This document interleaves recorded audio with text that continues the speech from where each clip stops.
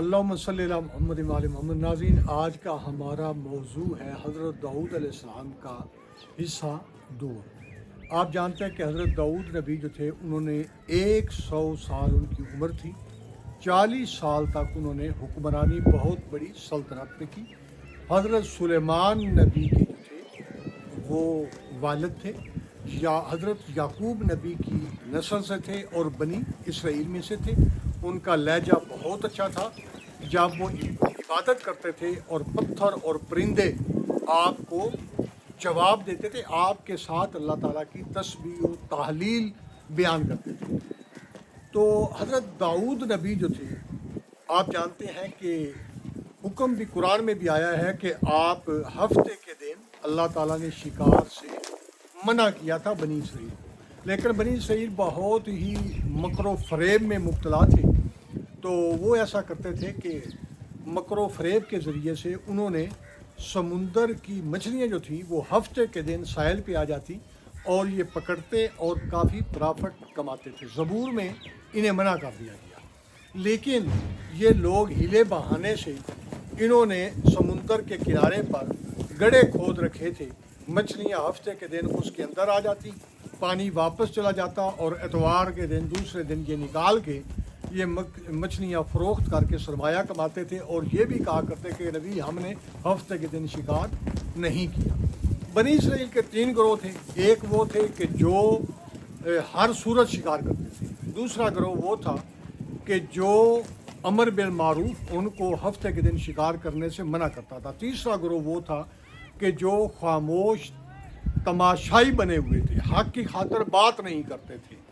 تو ایسا ہوا کہ جب داؤد نبی نے بڑی تبلیغ کی لیکن یہ نہ رہی، اور آخر میں امر بالمعروف نہی عن المنکر والا جو گروہ تھا وہ ایلا شہر کو چھوڑ کر کسی اور دیہات میں جو ہے وہ چلا گیا۔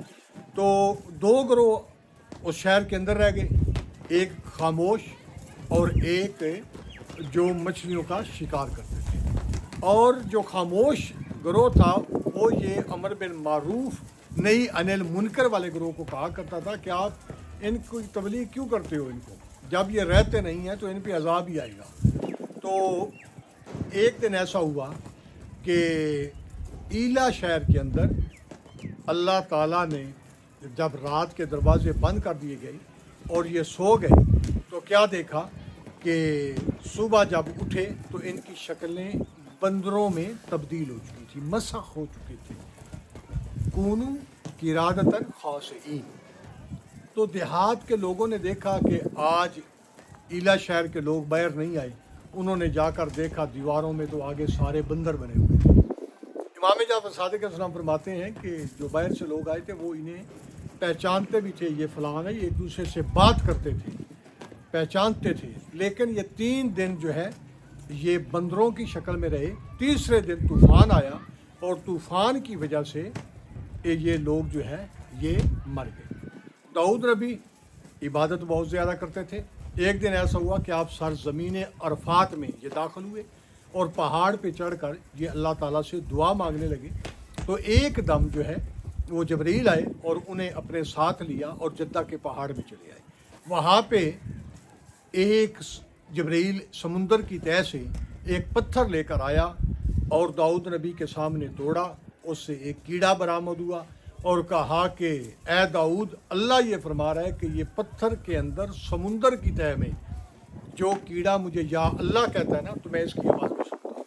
اور آپ جب عبادت کرتے ہیں شہر میں آپ دعا نہیں کرتے کہ پرندوں کی آوازیں، انسانوں کی آوازیں آپ کی اور توحید کے درمیان خلل ڈالتی ہیں، لہٰذا دل میں بھی دعا مانگو تو میں سنتا ہوں۔ داؤد نبی نے اللہ تعالیٰ سے پوچھا کہ جنت میں میرا ہمسایہ کون ہے؟ انہوں نے کہا کہ یونس نبی کے والد متا ہے، وہ آپ کے ہمسائے ہیں۔ آپ نے اپنے بیٹے سلیمان کو ساتھ لیا اور متا کے گھر میں پہنچے۔ جب وہاں پہ پہنچے تو ان کی بیوی موجود تھی، تو پوچھا گیا تو انہوں نے کہا کہ وہ لکڑیاں لینے کے لیے جو ہیں وہ گئے ہوئے ہیں۔ تھوڑی دیر کے بعد وہ آ گئے اور انہوں نے آ کر شہر میں لکڑیاں رکھی، اور یہ متا نے ندا لگائی کہ ہے کوئی کہ جو حلال درہم کے بدلے میں مجھ سے حلال مال لے لے۔ تو لکڑیاں بک گئیں اس کے بعد داؤد نبی سلیمان نبی ان سے ملے، متاع ان کو گھر لے کر آئے اور انہوں نے ان لکڑیوں کے پیسوں سے چند تھوڑے سے جو خریدے، اور جو خریدنے کے بعد انہیں ایک پتھر اٹھایا، اس سے پیسا، روٹی بنائی، آگ جلا کر روٹی بنا کر، اور دسترخوان سجایا، خود ساتھ بیٹھ کے، جس کے اوپر جو، نمک اور پانی تھا۔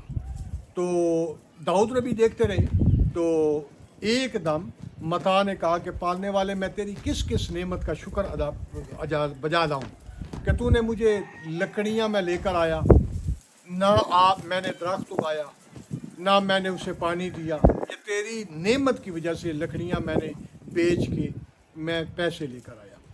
پھر نمک کو لیا، کہا کہ پالنے والے، یہ نمک، یہ تیری نعمت ہے، تو نے مجھے عطا کی ہے۔ پھر کہا کہ اے اللہ، تیری رحمت اتنی ہے کہ جو کو نہ میں نے اگایا ہے نہ کچھ کیا میں نے، اور پہاڑ سے میں نے پتھر اٹھایا ہے، پہاڑ آپ نے بنایا ہے، میں نے اس سے، اگر یہ پتھر نہ ہوتا تو میں آٹا کیسے بناتا۔